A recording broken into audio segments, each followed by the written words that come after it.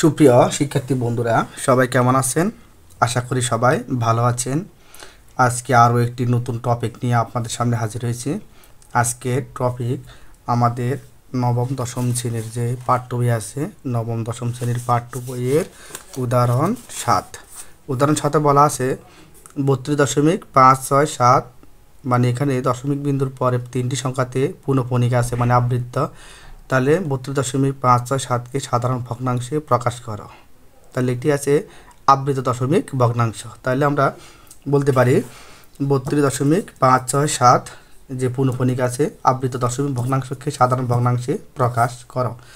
তা আমি এটা সম্পূর্ণভাবে আলোচনা করে দেব যাতে সহজে বোঝা যায়। তো প্রথমে দেখিনি 32.567 যে দশমিকের পরে তিনটি সংখ্যে আবৃত্ত অর্থাৎ পুনঃপণিক আছে। আর পুনঃপণিক থাকলে আমরা সবসময় আগে বলেছি যে সমান সমান দিয়ে প্রথমে একটি ভাগ চিহ্ন দিব, এইভাবে যে লম্বা একটি ভাগ চিহ্ন দিব, দিয়ে দশমিকের পরে যে সংখ্যা আছে এই সংখ্যাগুলোর মধ্যে যতগুলো পূর্ণ সংখ্যা মানে যতগুলো পৌনঃপণিকের সংখ্যা আছে, তাহলে পৌনঃপণিকের সংখ্যা আছে এখানে 1 2 3, তিনটি আছে পৌনঃপণিকের সংখ্যা এখানে। তাই দশমিকের পরে তিনটি সংখ্যা থাকার কারণে এখানে নিচে তিনটি সংখ্যাই হবে 9। অর্থাৎ তাহলে এখানে পৌনঃপণিক বলতে অর্থাৎ আবৃত্ত সংখ্যা আছে 1 2 3, তাই 9 হয়েছে 3টি। এরপরে উপরে আমরা বাকি সম্পূর্ণ সংখ্যাটি লিখে নেব। এখানে দশমিকটা বাদ দিয়ে সব সংখ্যা নিলে হয় 32,567। 32,567 নিয়েছি। এবারে এই পৌনঃপণিক ছাড়া মানে পৌনঃপণিক ছাড়া বাকি যে সংখ্যা আছে, তাহলে পৌনঃপণিক ছাড়া বাকি সংখ্যা আছে কত? 32। তাহলে 32 আমরা এখান থেকে মানে পুরো সংখ্যা থেকে 32 বিয়োগ করব। এখানে বিয়োগ চিহ্ন দেওয়া আছে, বিয়োগ করব। বিয়োগ করার পরে এখানে আসে 32,535, অর্থাৎ 32,567 থেকে 32 বিয়োগ করে দিলে উপরে আসে 32,535 আর নিচে আসে 999। এখন উপর সংখ্যা আর নিচের সংখ্যা আমরা কাটাকাটি করব। কাটাকাটি করলে উপর সংখ্যা এবং নিচের সংখ্যাকে এখানে 9 দ্বারা ভাগ করা যায়। তো 9 দ্বারা এটাকে উপরে নিচের সংখ্যাকে 9 দ্বারা ভাগ করলে হয় 111, আর উপর সংখ্যাকে 9 দ্বারা ভাগ করলে হয় 3615। তাহলে আমরা উপরে পেলাম 3615 আর নিচে পেলাম 111।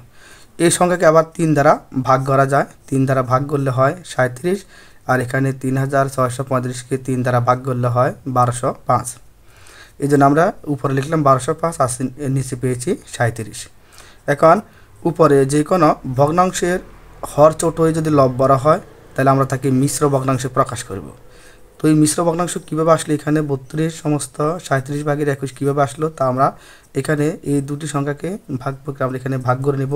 37কে 1205 দিয়ে যখন আমরা ভাগ করব তাহলে 37 প্রথমে 120-এর মধ্যে 3 বার যায়, 111 হয়। এরপরে আবার এখানে বিয়োগ করলে আসে 9, এরপরে এই 5 নামালে হয় 95। 37 95-এর মধ্যে যায় 2 বার থাকে 21।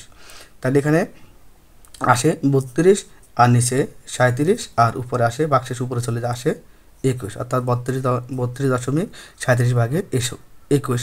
তাহলে এখানে হলো, তাহলে এখানে এই যে 32.567 তিনটি পূর্ণপণিকের এই আবৃত্ত দশমিক ভগ্নাংশকে আমরা সাধারণ ভগ্নাংশে প্রকাশ করলাম। সাধারণ ভগ্নাংশ এটা, আর এটা হলো মিশ্র ভগ্নাংশ।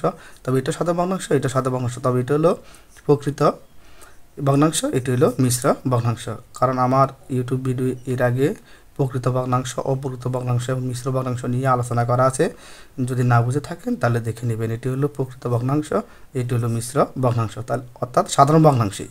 তাহলে এখানে এই যে 32.567 তিনটি সংখ্যাতে পূর্ণপণিক এই আবৃত্ত দশমিক ভগ্নাংশকে সাধারণ ভগ্নাংশে প্রকাশ করা হলো। আশা করি সবাই বুঝতে পেরেছেন। ধন্যবাদ সবাইকে।